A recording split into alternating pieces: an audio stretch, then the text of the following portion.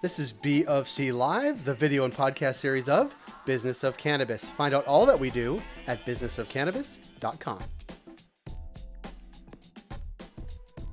Coming up on our BFC Live segment, a conversation with Alison McMahon, the founder and CEO of Cannabis at Work, to talk about International Women's Day and the women that are pushing the cannabis industry forward today. Here is this conversation with Alison McMahon.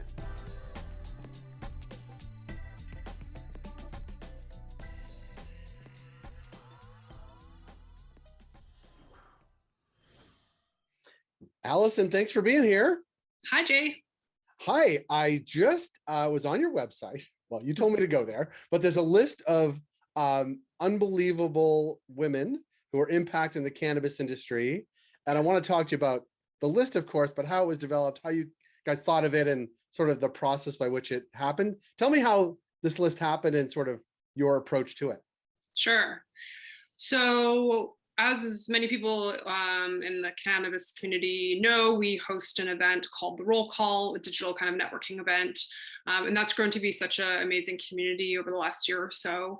And we thought it was a great opportunity to use that platform to bring, well, people of all genders together, but to celebrate women in the industry and take an approach that's a little bit more grassroots to who are the women in the industry doing great things, opposed to how often recognition, I think, is done in the industry, which is award ceremonies that are tied to like a conference or an expo, which are important, but tend to kind of, I think, recognize the same cast of characters over and over again, and probably highlight people in very senior roles and not necessarily get into kind of like the middle layers of the industry where a lot of the meaningful work is being done. So we thought we'd use the roll call to bring women together, and we featured a few women at that event to get the conversation going, which I can share, but then really ask the community to tell us who we need to celebrate, tell us who we can put on this big list, and draw attention to the work that's being done in the industry, but also if they're contributing to other communities, what does that important work look like as well? Yeah, it's a great list, and obviously comprehensive. There's 150 people on it. It's really unbelievable. But I think you are right. I mean, I think where we as an industry generally acknowledge these folks is that, event based, but also the folks we generally talk about are the C-suite or the leadership positions, when most of the work, I think we all know in any industry, is done by people doing the work. And that's why the list, I think, is so compelling. I found sort of great people that I think a lot about, in addition to you, on this list that I go to all the time or follow and have like work envy about them, because I just think they're amazing. Like like Jocelyn Sheltra from Headset, she's just amazing and all over the place. And I was like, how does she get everywhere all the time? But that's because she's in California, and that's a good place to be. But right. talk about did anything surprise you on the list? Anything really like inspiring? Like who on that list sort of do you look up to or follow closely? Yeah, so I mean, I think a few inspiring people that we asked to kind of kick off the event. We talked with Sherry Boudram, CEO of Can Delta, who she's built that company from the ground up to starting with a few people to I think they have about 20 employees now. We talked with Kelly Becker, who used to be with MedRelief and is doing amazing work in emerging countries and emerging cannabis markets in developing countries to help hopefully reduce the type of like human trafficking and very low income work in the cannabis industry from the start. And then also Emily Leung, who is the founder of the brand Oh Hi and does amazing marketing work with Bull Rider as well. So I think like those are some inspiring people that we wanted to invite to the event, and really they were there to tell their story and then kick off some questioning that we could do in breakout groups.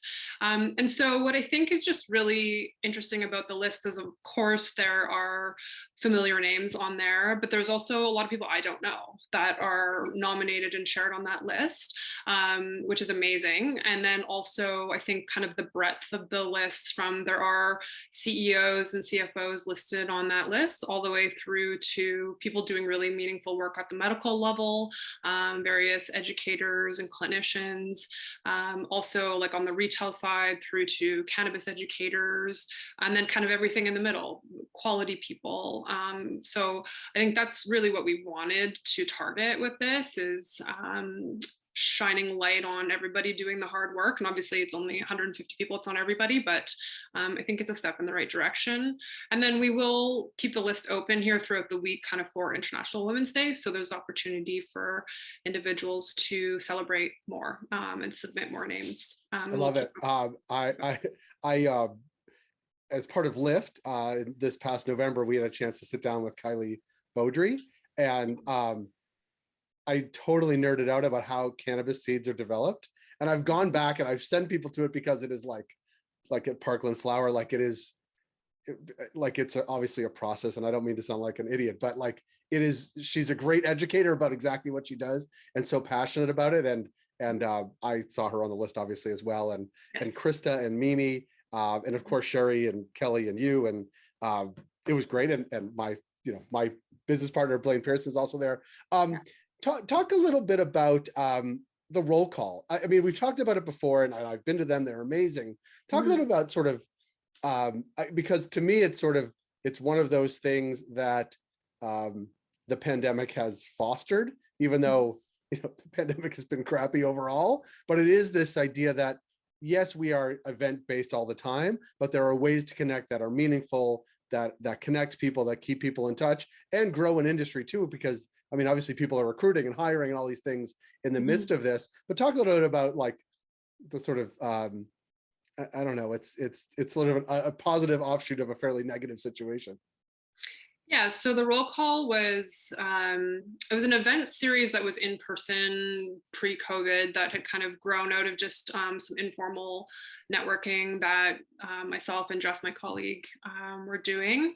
And it grew to the point that we were actually kind of formalized it into events that were happening, but also it was intended to be a networking event, but like come and hang out, but kind of drop the sales pitch and just get to know people on a more authentic level.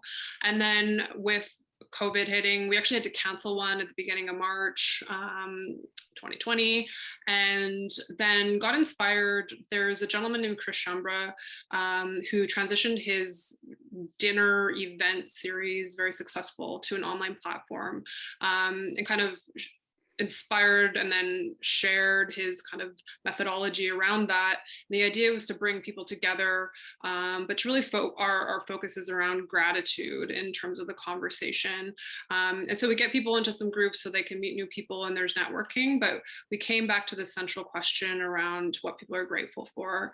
I think that's really been kind of the bread and butter of it is we get people to reflect on what they're grateful for. Obviously, you get the good feels that come along with that. Everybody can answer it. It creates common ground. So I think some of that is the magic of the roll call. And obviously people didn't have the opportunity to meet in person the way that they did. And so the events really took on a life of their own.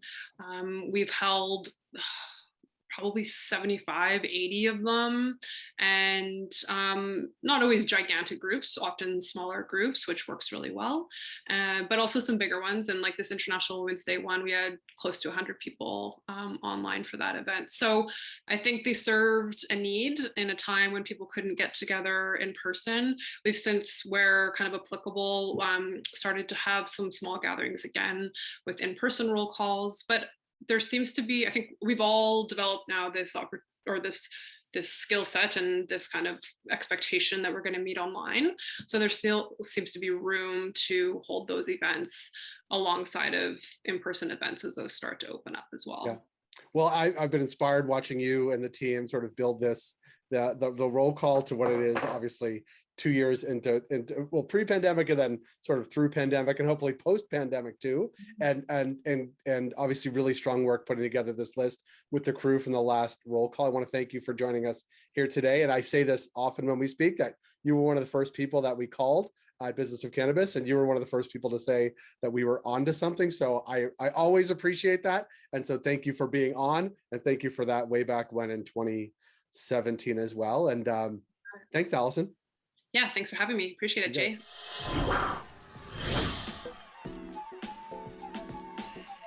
That was BFC Live. If you like this program, please subscribe to our YouTube channel. You can also find us wherever you find your podcasts.